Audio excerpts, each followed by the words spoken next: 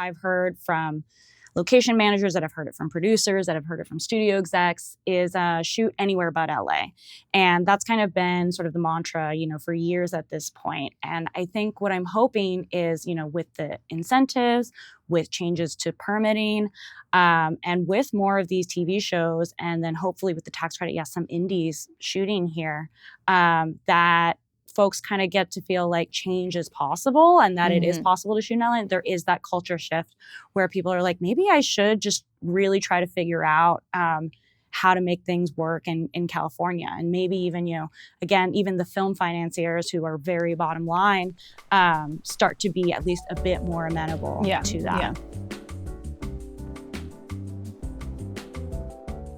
It's a treat to have you guys on.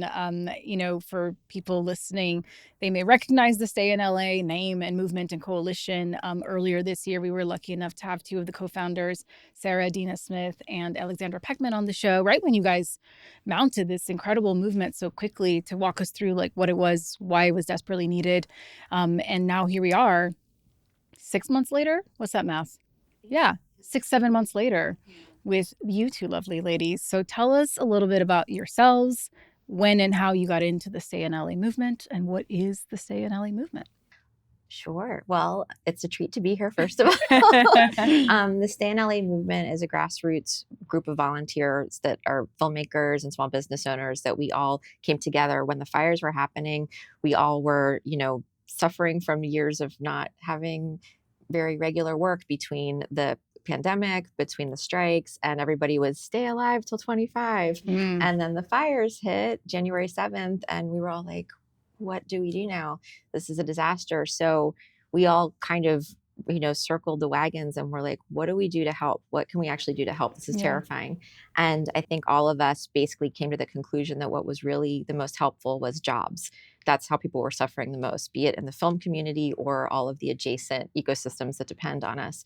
So, and there had been a lot of talk about the upcoming tax incentives. So immediately we put a petition together and decided that our two calls to action were try to get this incentive passed as part of the emergency recovery from the fires. And ideally, we wanted it to be uncapped, which I would like to say I'd still like to see that happen. But we also asked for studios to step up and pledge to do 10% of their filming here over the next 3 years. We are still waiting to hear a response to that. But the petition quickly got 20,000 plus signatures. And, we went to Sacramento, we talked to legislators, and the incentive passed, which is wonderful. I personally joined the movement. My name's Noelle Stehman. I am a showrunner, one of the co-founders. I joined it because I recently created a show that I had to film in Canada. It was for NBC Universal, for Sci-Fi Channel. I was basically told, you're filming it in Canada, you're filming it in Newfoundland. There was not a choice. There was not an option. And I, had to leave home, leave my family, leave my dog for 6 months, right in the middle of the pandemic. And I didn't particularly want to go away for that long, but I also wanted to have a job and I wanted to have a show. And I was kind of given an impossible choice. I was given no choice. Right. So, and the reason, the of illusion course, of choice. Yes. The reason, of course, that we went there was because of the tax incentive. It was specifically because of that. Canada had an incentive of close to 40%. And, practically speaking, it was harder to film there. We couldn't get access to when we had driving scenes, we couldn't get the process trailers. There were things that we couldn't get there that made it more difficult to practically film. However, it was cheaper. So that's why we went there. And I do want to say, by the way, I absolutely adored my cast and crew and all the Canadians I worked with in Newfoundland. They were absolutely wonderful. I couldn't have asked for better people. But just the fact that there was no choice was a problem. And when it came to talk about doing a second season, we didn't get renewed. And I was, on the one hand, obviously heartbroken by that. But part of me was like, well, if we do get renewed and if we continue for 5 seasons, does that mean for half of every year I live in Canada? Or there was talk of filming in South Africa. So do I have to leave my home for the next 5 years for half of every year? And that did not feel sustainable to me either. So part of me was, I guess, a little relieved that we didn't get renewed, which is ridiculous to say. Wild. But I mean, that's what so many people are going through here. They're either not working or they're leaving their home, they're leaving their families, they're leaving their kids. And our whole city is like also like kind of going broke because no one's here to spend money and pay taxes on these productions. So that was my personal reason for joining, to not have to go through that again and to help all of my friends that I knew that were suffering and not working for so long, and all of, again, the small businesses that were related that were just closing left and right in my neighborhood. Yeah. So great intro. Wow. Deep cuts. Yeah, tough to follow. So I'm Kate Holguin. I am a social impact producer. My background is actually more in nonprofits, working with brands, corporations, celebrity talent across fundraising, marketing, comms, PR, to create cultural change and equity. A lot of my background is in creating talent workforce programs into entertainment and media. And so that's a lot of why I joined Stay in LA, that I worked with so many talented young individuals for years to get them into these pipelines, to get them into the industry.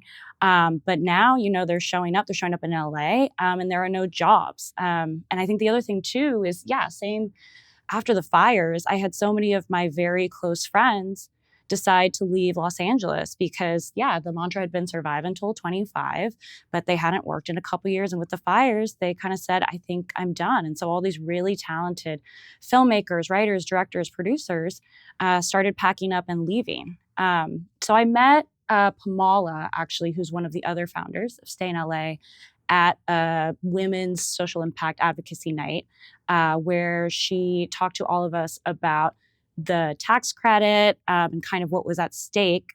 And this was right before a couple of big moments for Stay in LA that have kind of laid the groundwork for this to grow into much more than just a campaign and really a whole movement. I think the first thing was I came on right at the time that Stay in LA was putting together a rally. There were about 1,000 people that came in support of the tax credit and making filming just easier in Los Angeles. And my role in that was government relations and government strategy. I reached out to hundreds of elected officials the week before, was able to get about a couple dozen of them to come and actually get on stage and, publicly support this tax credit and throw their weight behind, taking action and bring production back to Los Angeles. And then I think on an even more local level, this was at the same time that a couple other members of Stay in LA went into the offices of LA Council member Adina with 10 points about how to make permitting easier and cheaper in Los Angeles, and things that the city and the departments can do to just, make it possible to film here. I think the mantra is cut the red tape and roll out the red carpet. But, within 24 hours of going into the office, Adina issued a motion to make permitting processes easier in the city of LA. Within a month, that motion was unanimously approved by the LA City Council, and it set in motion a subsequent LA County measure to make permitting easier. Burbank, West Hollywood, and I think Culver City is following too. So really now this has become a full regional movement of different local governments to bring production back to Los Angeles. And so that's really kind of where my focus has been, is how do we get those policymakers to understand how production works and incentivize folks to actually stay and shoot in Los Angeles. And on that thread, take us to the timeline of the June 20th hearing that many people attended. I attended and spoke. How all of that set up the stage for so many people to show up and actually voice their concerns. I don't think we've ever seen the filmmaking community turn up in such a astounding way like this. And the power, the passion of that room, the despair, frankly, was really palpable. People voicing their concerns and their experiences around what was actually a non-vote. We found out it was just like, cool, you have 1 minute to talk about how you feel, but it doesn't change the outcome of today, which was really disheartening.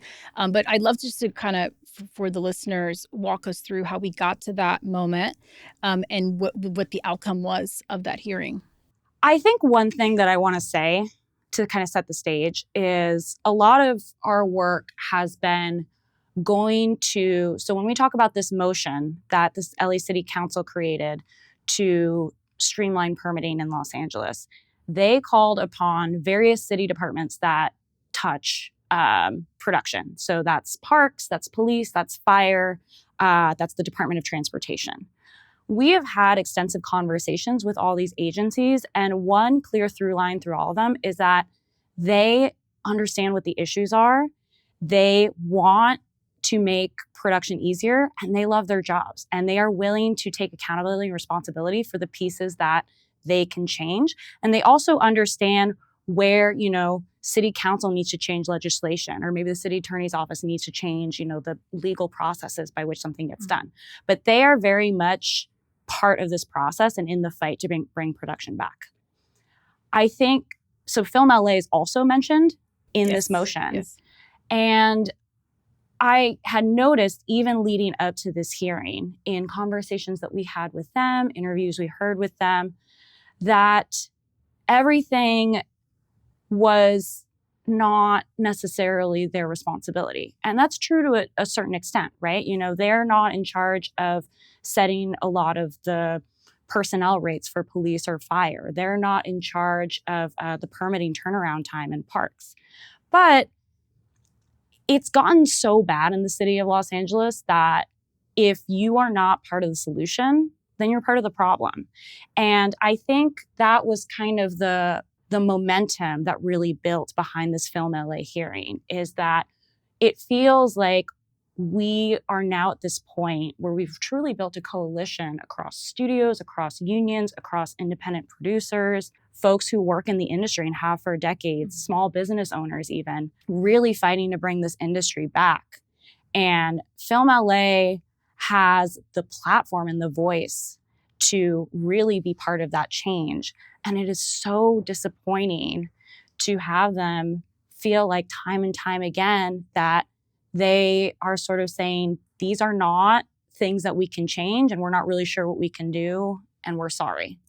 And they are in a position where they are appointed as the vendor that is meant to be the steward of the film permitting process. And if they're not going to help do that, then they should consider stepping aside, I would say. But they have an opportunity to really step in and take the reins and work with us, with all these departments, to basically reform everything and make things more fluid, make it the easiest place to shoot. Ideally, the cheapest place to shoot, but at least the easiest place to shoot. Yes. And definitely cheaper than it is, to include a tiered system, which people are desperately asking for. Yeah. And the majority of producers that we've spoken to since we started this whole initiative, a lot of them have said, and this is the smaller budget and mid-range budget, because of course the big expensive studios, permitting costs are not a huge holdup for them, right? Even though of course they would like it to be easier as well.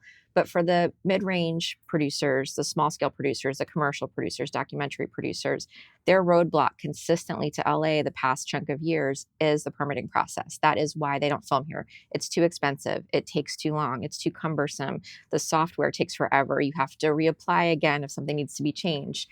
You don't get your fee back if you apply and get rejected. They keep that fee. That doesn't seem right either. So all of these complaints are very valid. And when we take them to Film LA, we're kind of met with, there's nothing we can do. And I simply don't believe that's true.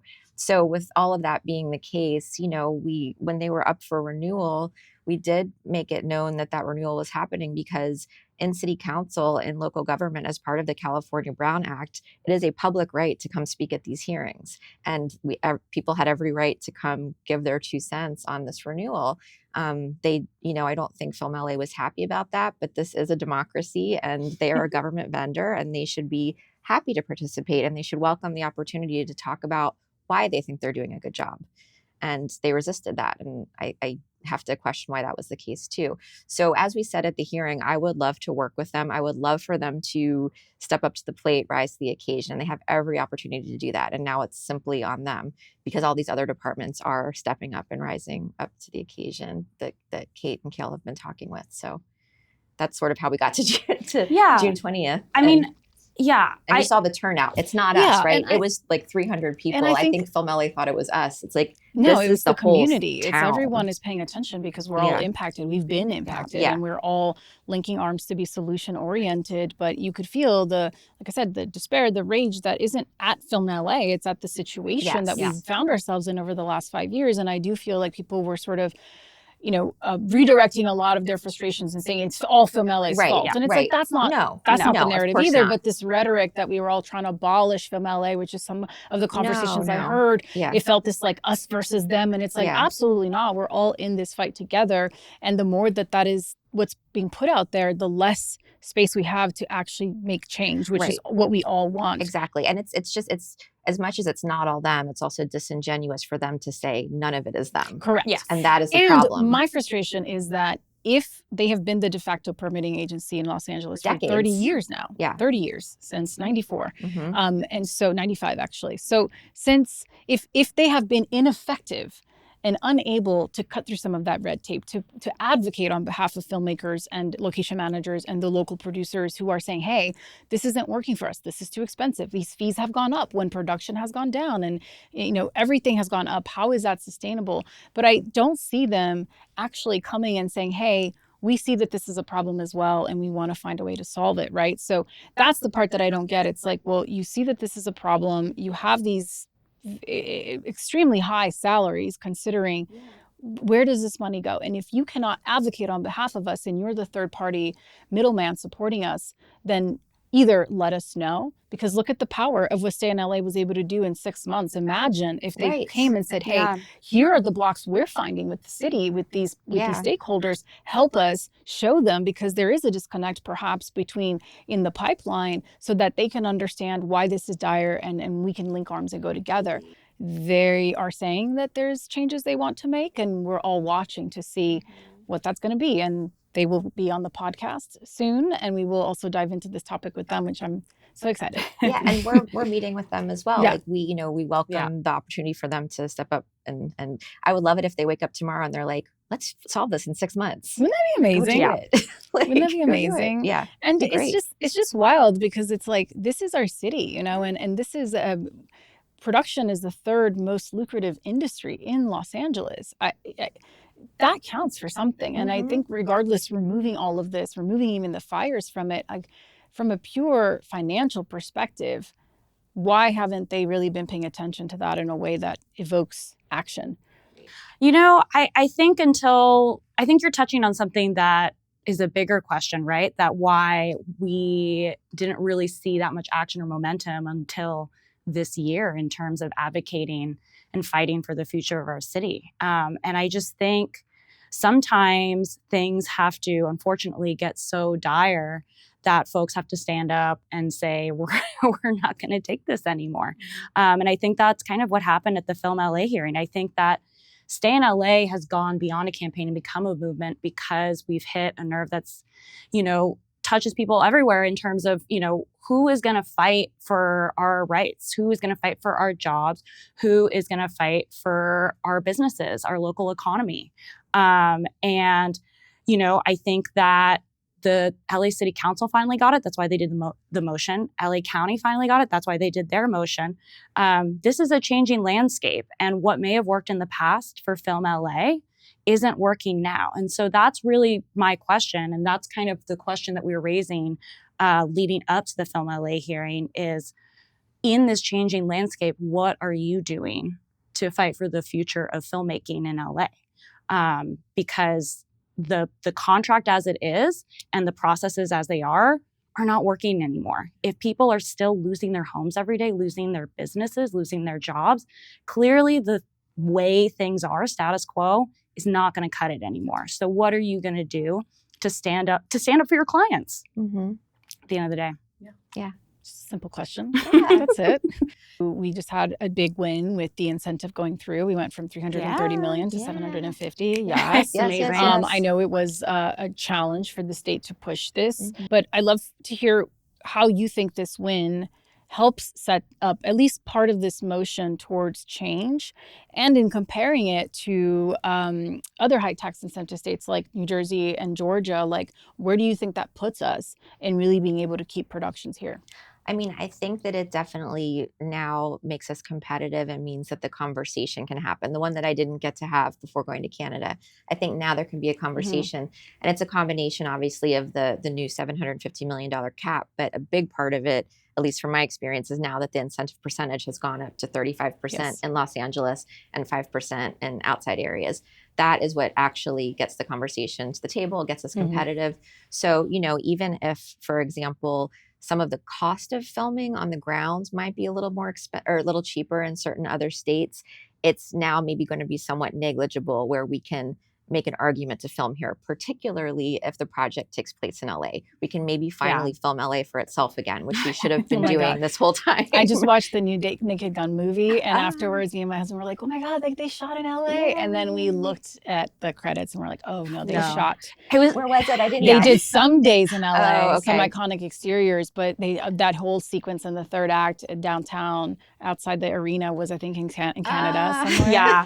And they shot, I think, in Georgia as well. Okay. So I was like, oh. This happened with The Idea of You too, which was this huge hit, right, based on, a big romance novel. And I remember watching this movie last year with my friends, and they drop, all time on Hillhurst, that they're going to Glendale, all these, iconic spots of LA in the 2020s. The whole thing is shot in Georgia. And it makes me feel insane that, maybe if we'd had this incentive in place, a few years ago, they would have said, well, if we're filming maybe one of the most, LA name dropping movies, we should actually shoot it here. Completely. Wouldn't that have been great? But I am hopeful now that this has passed, that this next round of the come out will actually film LA for itself. And also one of the important things that happened too, they doubled the amount of application windows for the incentive. So now there's 4 per year for TV and 4 per year for film. I would say, why stop there? We can see how it goes with people, and maybe add more after that. And I think this next round, the first round of TV since the incentive passed, those applications were July 7th, and it's late August for the feature application. So I think after we get through these applications, we can check with people and see what were the difficulties or pain points about the application, and still, fight to make that a little jobs smoother. Ratio. Yeah, it is, and it is based on jobs ratio and not. They've made it clear it's based on jobs ratio and not a lottery. So that's great. But the jobs ratio formula is quite complicated. And I think, as someone who's gone through that application process, I get hired to do that a lot. It also doesn't set you up for, when it comes to independent financiers, it's a lot of guesswork still. Right. You don't really know how you're going to net out. So you're making a lot of shots in the dark, which I know is also another hindrance to comparing it to some other states. But I also know that the post tax credit, the audit of that and selling the credit in some states also has its roadblocks and delays. I think people hear tax credit and they just think, oh my God, it's like free money. It's like, you have to cash flow this stuff. It's like, it's a lot more complicated. And one of the things that it bums me out, but is the reality, has been, but again, I hope this changes, is we'll see that they'll list, here are the 47 projects that got the credit. Doesn't mean that those films actually keep the credit or start shooting in LA. They could still go, well, we got the credit when we applied, but ever since we lost the financier, the lead actor pulled out. Now we have to do this for $3 million less. We still have to leave California, right? So it doesn't mean just because they got the credit that now we have 47 active productions that are going. You know what I mean? Yeah. It's still, you still have about a 10 to 20%, I think, loss. I mean, I think it would be great if they would put a task force together with people on the grounds to figure out how to make it as smooth as possible. And if not this administration, then the next one, So I think that's an important piece of it. I think you're speaking to something that I've been thinking about a lot since I joined Stay in LA, which is this idea of customer service when you're in these positions in government of kind of shepherding through a tax credit, or you're, a film and TV and commercial permitting service. I think a lot of folks are not coming at it from that process. And I think being able to think more like that, which I think the more successful film offices in the country, like New York, for example, would do a lot to take the tax credit even further. So if you look at a place like Georgia, initially that was obviously very successful, right? And they built out a bunch of infrastructure because of that. But there's kind of been a downturn because, to your point, folks were having a really hard time getting the actual tax credit back. If they're having a hard time getting the tax credit back, they're like, you know what? It's just not worth it. We're just not going to shoot it there, no matter how much that tax credit is. And I also think the allure of these third markets, I always have to show people that, you have to consider the potential tax rebate that you get, what that number is, and the delta between what you lose in terms of, do they have every equipment you need in that place? Is all the crew that you want, is top tier crew really going to be available? Or are you scraping the bottom of the barrel of entry level people that are actually going to cost you more money in the long long run because you're going to go into OT every day, because they're going to lose receipts, and all of a sudden you're out $20,000. Like, and sometimes you have to find yourself backed into a corner, as I did in one of the films I shot in Georgia, where you had to fly out someone in from LA because there was no one else that could step in literally with 2 days notice and have the experience to keep it rolling, right? So all of that adds up. And when you look, especially on the indie side, when you're talking these sub $10 million budgets, like, it can be an astronomical impact. And so if it's the difference of having the talent, the resources, the vendors, the infrastructure in Los Angeles or New York versus these other bigger now, but smaller still, and considerably in terms of the talent that's there, more importantly, is that worth it? Completely. And if you're talking about the difference between, say, $20,000 or $50,000, something like that, and in the meantime, and maybe the budgets come out the same, but say it is a difference of 20 or 50 after doing all that recon.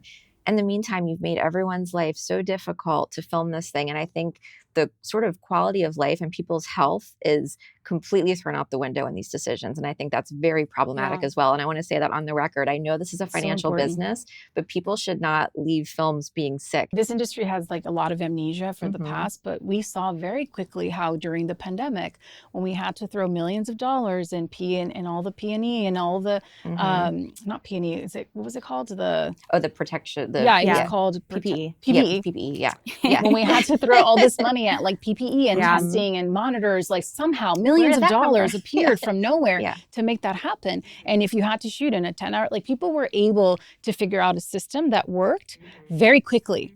So it is doable. Absolutely possible. It's just that it doesn't benefit, the overlords, the powers that be. Who are not on set, who are not the ones suffering. Who don't understand. It's hard to push back against it because everyone just needs jobs right now. But I just encourage everyone, whoever can push back against that stuff, who has the power to, please do so, because people should not be treated like that. As someone who, I always say that I came up in the trenches of production, right? My colleagues are crew members, and these are people that would be wrapping our show at like 2 a.m. and 5 a.m. on set for another show that they're starting the next day because they needed to keep working that consistently. And those people can't sustain that, obviously. A lot of them push themselves to the brink, but then you're getting this domino effect of now they're showing up on your set already tired, in an unsafe condition for their bodies. They're going to get, it's just the survive till 25 drives me crazy, because I'm like, can we just thrive? Can we just thrive? Can we stop surviving and thrive? Especially people that have been here for 20 plus years and have done the surviving. We are in the season of thriving, and now we have to revert back to where we were 10, 15 years ago. I agree. That's exactly where I think that the government and something like the CFC could actually be helpful in the tax incentive. So if you're talking about how, like, there must be thousands of people who are applying for these tax credits who, are also looking at this complex jobs ratio and saying, I don't know how to do this. I don't know how to do a technical bureaucratic application. There should be folks at the CFC who are looking through these projects, really analyzing them for other criteria of, what is going to make a great, effective, successful project, and helping, producers like you walk through the technical bureaucratic process because the project is so great and has a high chance of success. This is this customer service piece that I'm really talking about, and I think is a very easy way that the government can take care of the industry and its workers, is really being able to be a partner rather than a paper pusher with the tax credit. But that is how it's going to be successful. I think that's really going to be the make or break in the next few years. And I think that's where maybe more work needs to be done. And I hope with, a new administration coming in 2026 at the state level and a new governor coming in, that a big part of their platform is figuring out how it's kind of a holistic approach, how to incentivize production back in California again.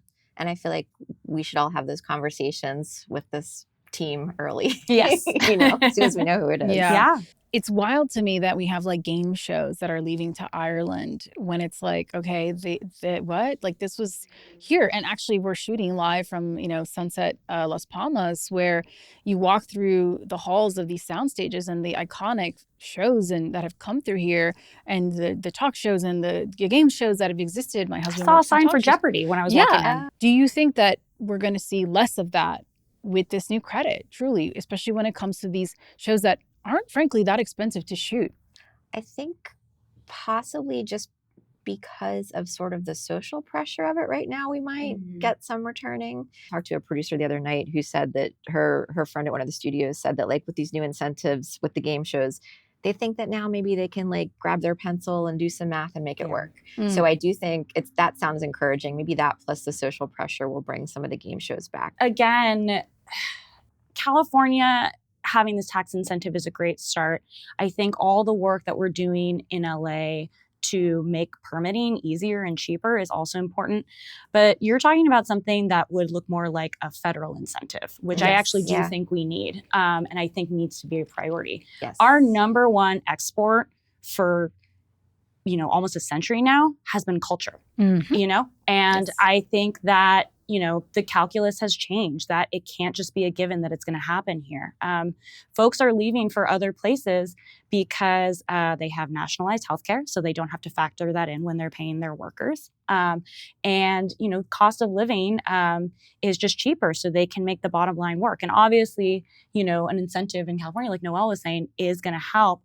But I would then look to, a bipartisan federal move to figure out how to incentivize production here, because I think that's kind of the only way that we're going to be able to fully compete and ensure that that we don't have the floor flying a whole crew of 100 people to Ireland. And all of the actors, all of the everything. Yeah. So with President Trump's insistence that the federal government is going to step in and intervene, and this idea of 100% tariff for projects made outside of the U.S., even though humbly, I think he doesn't quite understand the economics of how our industry really works. And I wish that he would ask the people that have spent over 100 years in it. But do you think that there is some value to that? Could that be a help or a hindrance? I mean, I think an incentive, yes. I think a tariff, no. I think it's a tariff. It's too hard to identify intellectual property, all the pieces to even carve out what would be assessed. There's no precedent. We need a carrot, not stick in this way, and an incentive would do the trick. And that's what we should have. Also, I am not an economics person, but I will say that from my layman's understanding, the U.S. has a surplus of services. So I don't really think it would be wise to try to tariff, productions, because then if other countries retaliate and also tariff, we would kind of be screwed in terms of, I think it would backfire. Yeah. And sort of be the demise of, I think, the U.S. really as like a production superpower. Yeah, frankly, completely, exactly. So we'll call him. We'll call him and tell him. How do you? I mean, because we've been talking about the state level, but when it comes to going to the federal level, seems like such an arduous task. But how do you even begin to escalate this conversation to the federal level? Trick question. I know. I think that this issue of runaway production from the U.S. may be the one thing that both parties agree on and that both parties don't want to leave.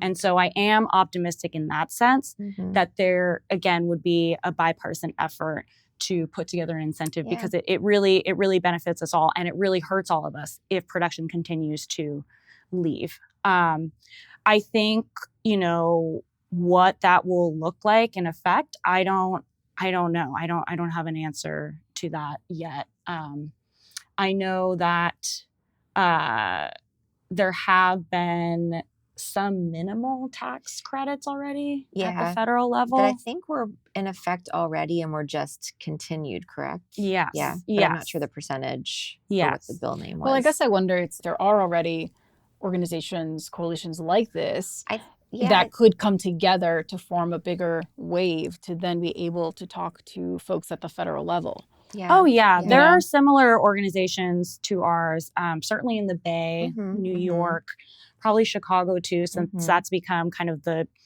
biggest chunk of commercial work in the U.S. Texas has done a lot to promote their tax credit, and I know they are, fiercely advocating for production there. But I think, maybe in a way, because production has become slightly more decentralized, that can be used to our advantage in, whether it's a blue state or a red state, folks coming together to advocate, again, for jobs, for local businesses, for their neighbors and workers. Yeah, a lot of parallels have been made with, like, if we don't solve this now, does the U.S. become like the Detroit of what happened to the auto industry? Is that what happens to production, right? I think so, yeah. Yeah. I do think so. And we obviously don't want that to happen. Right. That can't happen. Right. No, and we saw with auto production pretty much all together leaving the United States, how many communities it hurt besides Detroit. And so it would have been amazing at that time if folks could have linked up across Stay in Detroit. states. Yeah. Exactly. Yeah, that would be fantastic. Since the movement has started, will you talk us through some of like the bullet points of some of the big wins that you guys have had?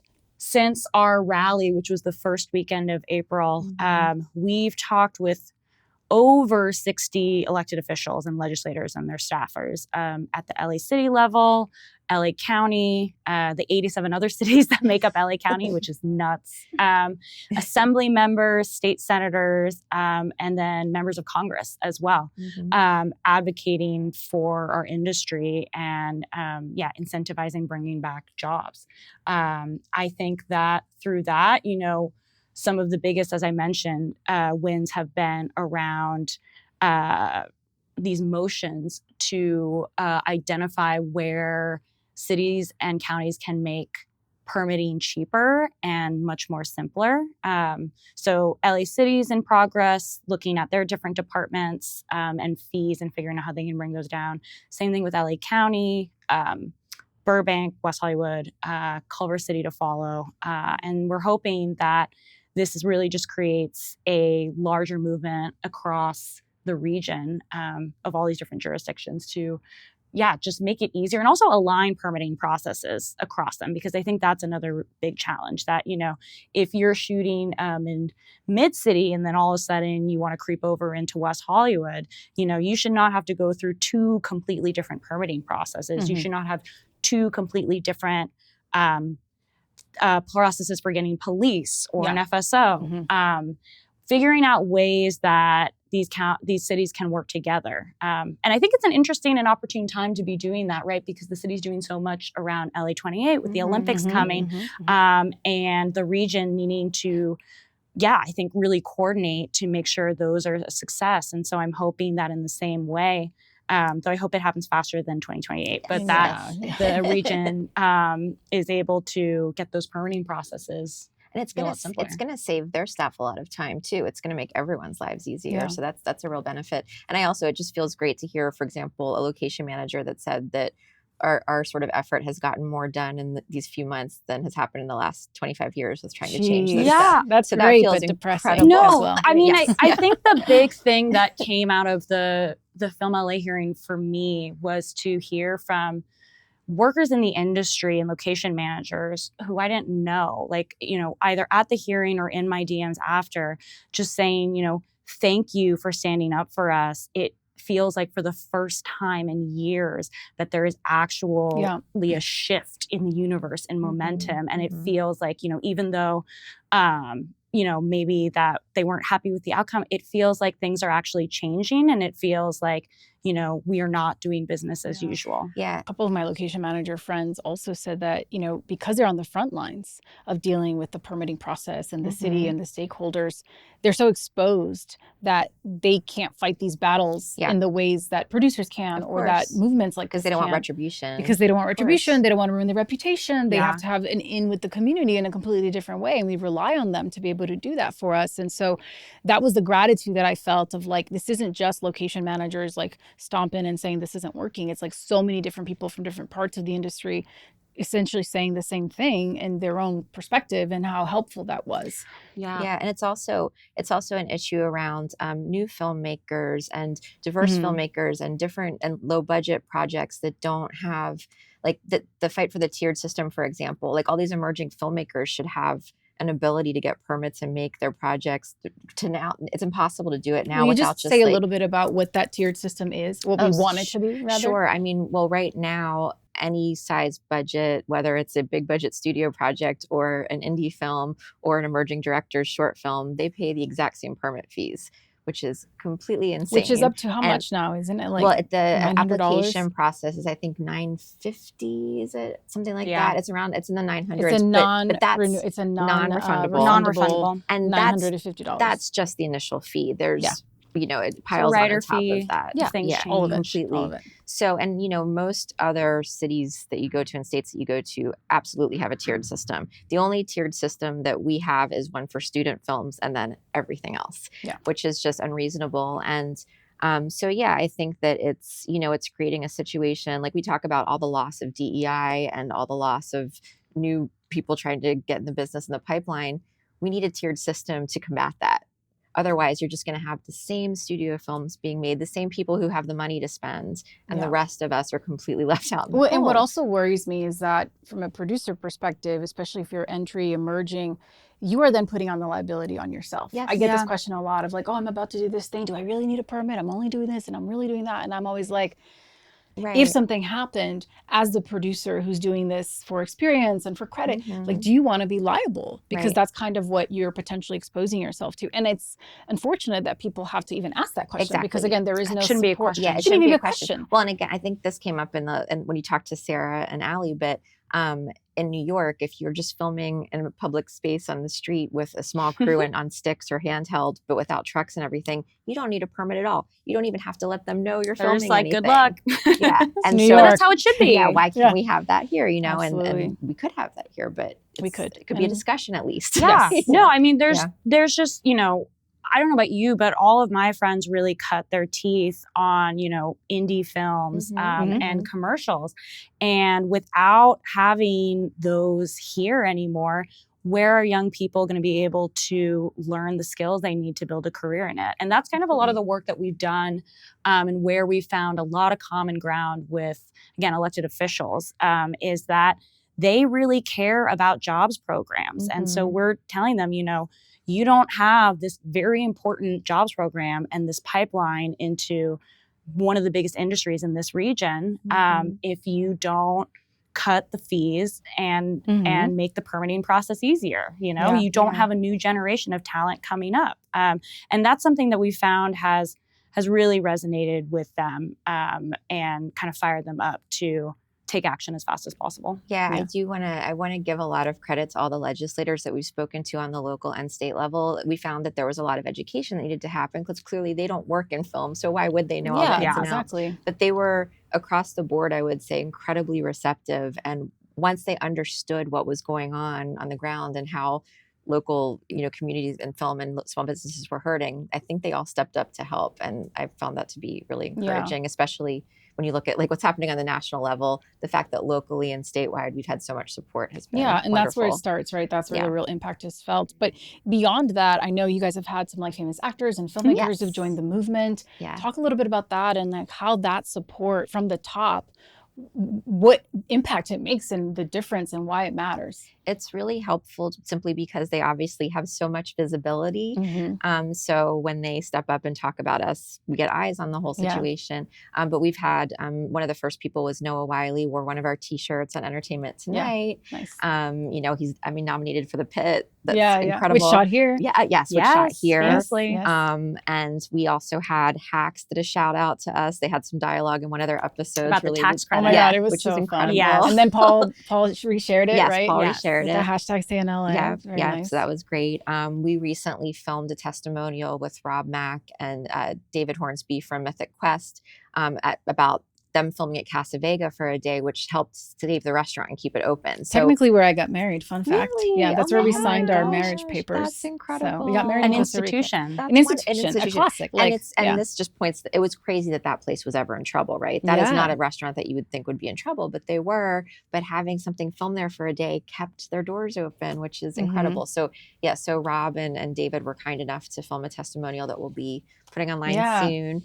And Sterling K. Brown as well, who is a homie. He was in a movie I produced a couple years back. And he just filmed here too. Paradise also filmed here. Mm-hmm. Yeah, I mean, that's kind of another big piece is bringing in, the A-listers who do have that voice and platform. Because obviously we want to be able to do this for, folks who are, kind of more everyday workers, but we do need the influence of A-listers. One of the big things that we're working on right now is there are a lot of shows that got nominated for Emmys that shot in LA. So yeah, obviously we mentioned Hacks, Paradise, The Pit, but then also Matlock shot on a lot here, The Residents, Nobody Wants Morning This, Show, The right? Studio, famously, big LA show.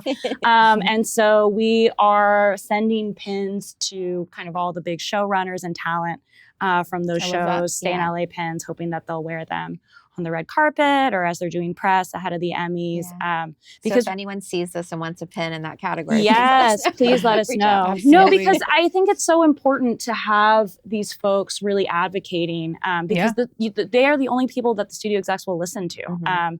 You know, when we filmed this testimonial with Rob Mack, he told us that, you know, every show he's ever done has shot in Los Angeles, even Wrexham. They make sure that they do the editing and finishing here in LA. And then he also told us a story about how when Caitlin Olsen was up for the lead in High Potential, which I think is now in its second season, they wanted to film it, I don't know where, somewhere else.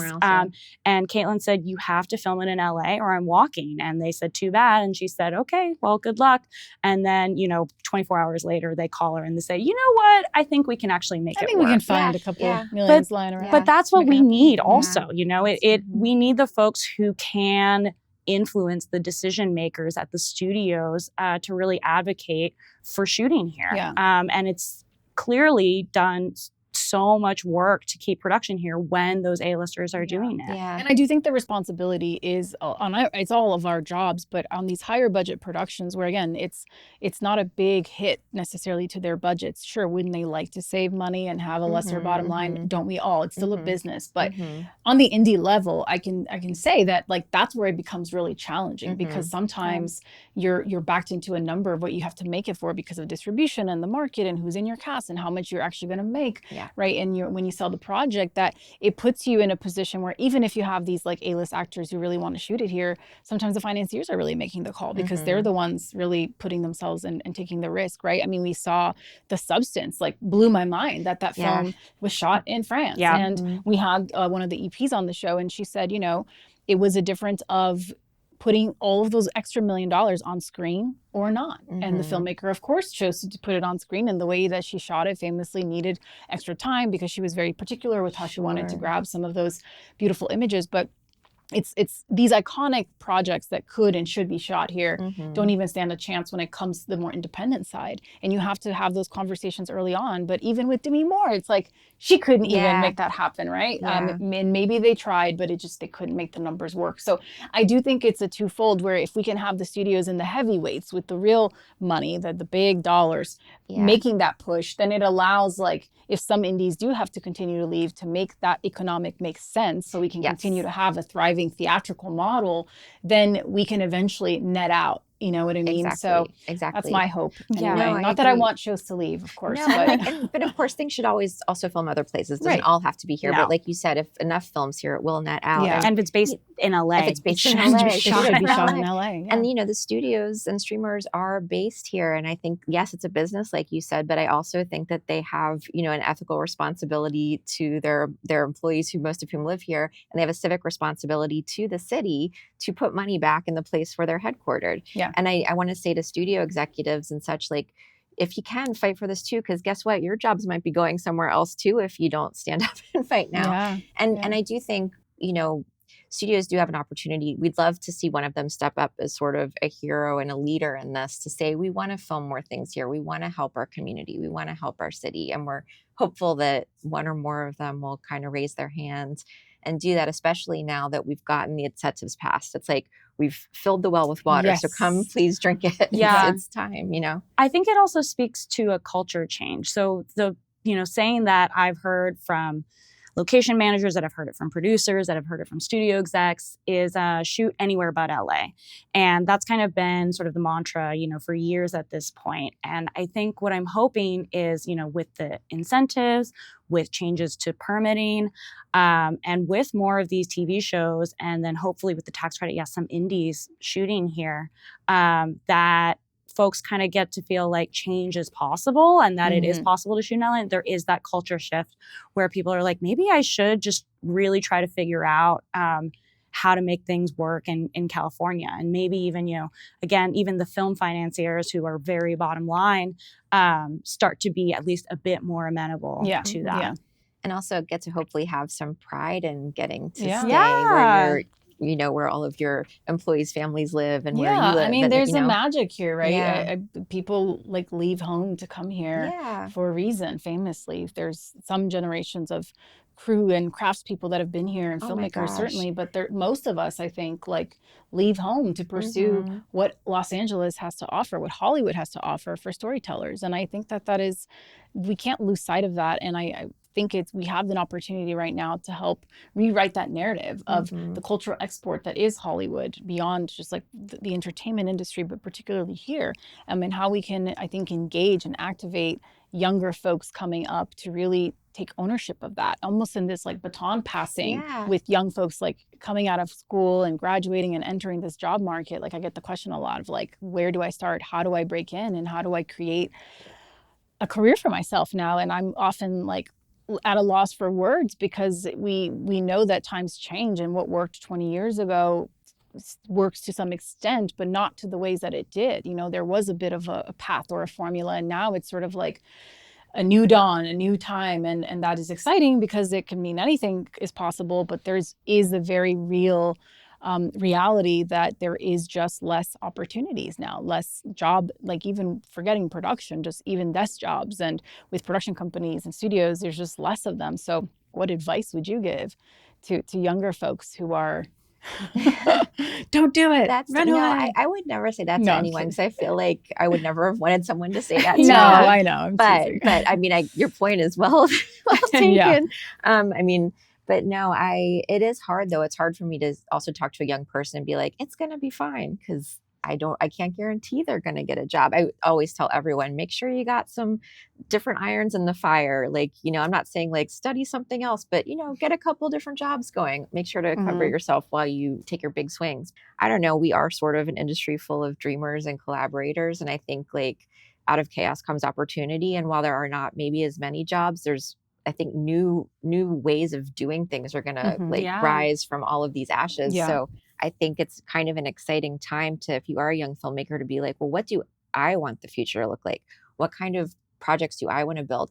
If it were me, for example, like I'd love to, like, if I were starting a studio now, I would like it to be more like ethically equitable in terms of who's making money off of things and ownership.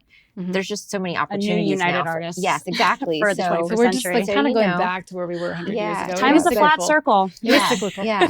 What is time? Yeah. So I guess for kids now, I'd say, I don't know, be bold and try to pay attention to the old path, but you might have to forge something new. But that's maybe something that we can't even imagine that they'll figure out.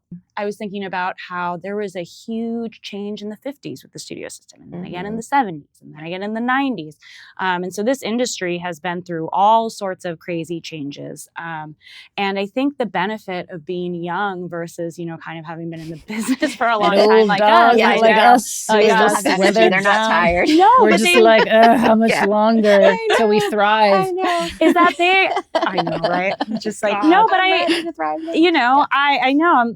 I feel like you get cynical and you get jaded, and you hear a lot of people saying, well, this is how we've always done it. Well, when you're young, you don't have to think like that. You get to kind of, as Noelle was saying, imagine whatever future you want. And you're kind of able to say, why can't we do this big, audacious idea? Why isn't that possible? And so, but get a day job too. Get a day job. Well, that's where disruption and innovation comes from, exactly, right? 100%. Yeah. Pay your rent. But disruption. I think disruption's a fantastic It's exciting. It's exciting. I think that's the upside, right? It's like you can focus on the negative, and it's not to be, I think, untethered to the realities, but also saying this is happening, but there's also a bunch of opportunity. And I think the people that figure out that formula, I mean, we saw that with the rise of content creators and this movement of digital, and how it created multi-hyphenates and folks like, the Duplass brothers that went on to essentially create a whole new way of I love doing what they're doing. And they've been doing it for 20 years, and what they've been able to really save themselves, save us, because they're not going to be beholden to these traditional models, and they can play within the model, but they're coming up with their own models all the time. And that is inspiration to us all. As we close out, how are you guys feeling now about sort of the future of Hollywood? Are you a little more optimistic? In 6 months to a year, where do you think we'll be? I'm feeling more optimistic But I really do feel like we have to continue to hold everyone's feet to the flames, because I think, again, like I said, folks are still losing their homes every day. They're moving out of state. They're losing their jobs, but businesses are closing. And if we don't continue to, put pressure on policymakers and studio execs and unions to be part of this process and make things easier, the industry is going to continue to disappear and deteriorate. So I would say, yes, I'm optimistic, but with an asterisk. We need to keep taking big swings, and we need to do them right now. Yeah, I agree. We have the eyes on this right now in a way that has not happened in a long time. We need to take advantage of that.